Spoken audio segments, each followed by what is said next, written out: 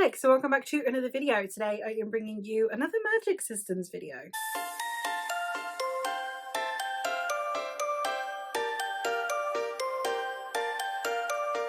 It's been a hot minute since I did a magic systems video. I have revived them slightly on the channel, but I am definitely running out of juices on this one. So if there are any magic systems I have not covered that you can think of, please let me know because I am nearly done. But today we're talking about magic of horror. Now I have two separate kind of subcategories here. I have magic of horror in the sense of just like the magic itself is quite spooky and horrifying, and then I have magic of horror in the sense that we have all of this darkness coming from within, like from some kind of trauma or some darkness that is pushed upon the person using this magic. So I'm going to split the video into two parts there. The first two that I'm going to talk about are the ones where it is just the magic itself is quite horrifying as opposed to anything coming from the protagonist. The first one that I'm going to talk about is Mexican Gothic by Silvia Moreno Garcia. This one is a magical realism horror, Gothic horror, obviously. In this story, we are following our protagonist whose cousin gets married and then goes and moves away. And then she receives a letter from her cousin and it seems like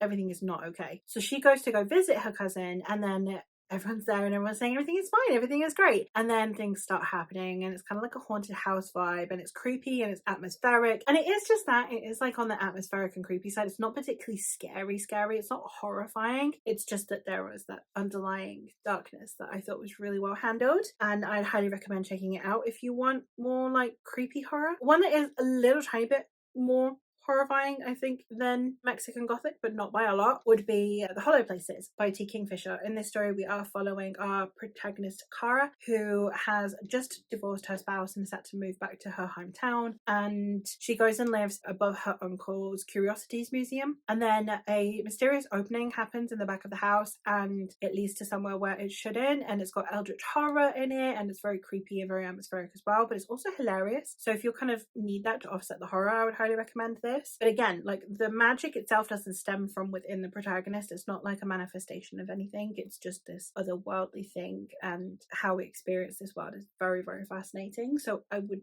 definitely check this out. But now getting into the kind of darker end of horror magic, we're going to talk a little bit about character trauma. So if that is something that you find triggering, I would recommend kind of giving this one a miss, just because it is talking about the way that this character's trauma then manifests as magic. The first one that I am going to talk about is Juniper and Thorn by Ava Reed. I think that this is so well handled by this author because we have a character who has had a very isolated life, who has been abused by her father and doesn't even fully understand the scope of the abuse that she endures. Therefore, there are these horrible things that begin happening and it's the manifestation of trauma in some way, shape or form. And it's fascinating because it really discusses and tackles the trauma and unlocks it and untethers it in a really well done way. I personally found that it was really well executed. Now this is one that is going to be very divisive because it tackles very heavy themes that everyone experiences differently. I think this was handled well, but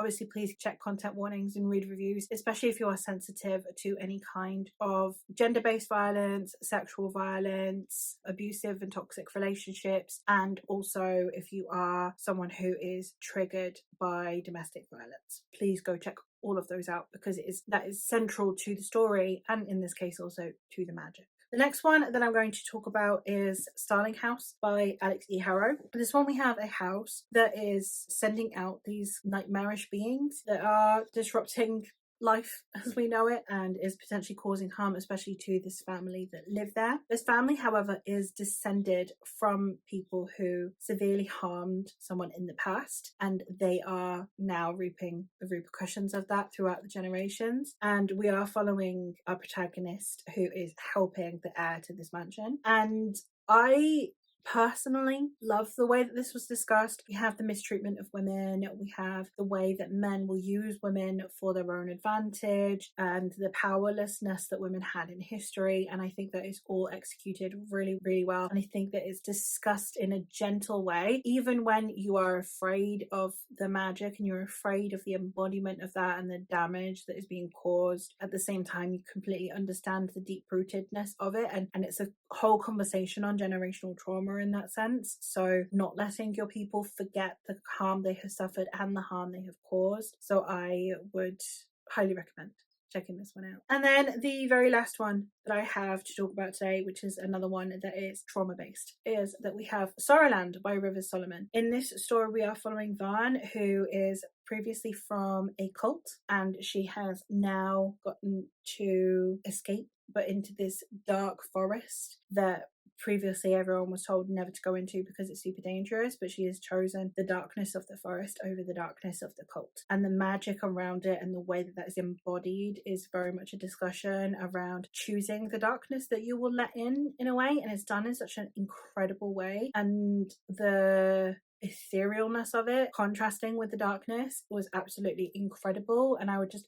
highly recommend that you check out this book. I love this author so much and the way that they discuss pretty much anything. So yeah, I figured that, you know, the trauma in here is intrinsically linked to the magic, and therefore it creates this dark magic but rich in themes. This author does that a lot anyway though, because that is also somewhat prevalent in The Deep, which is another book of theirs that I have read and loved. So if you're kind of wanting an author where you can see magic as intrinsically, like the darkness of the magic intrinsically linked to the darkness of humanity, this is definitely an author I would recommend you try out. But there you have it, short and simple, and I have gone through all of these books, and I hope that you will enjoy some of them and that you'll check them out. And yeah, that is all for me for today. So thank you ever so much for watching, and let me know what some of your favorite dark magic systems are. And that is all. So I'll hopefully catch you in another one soon.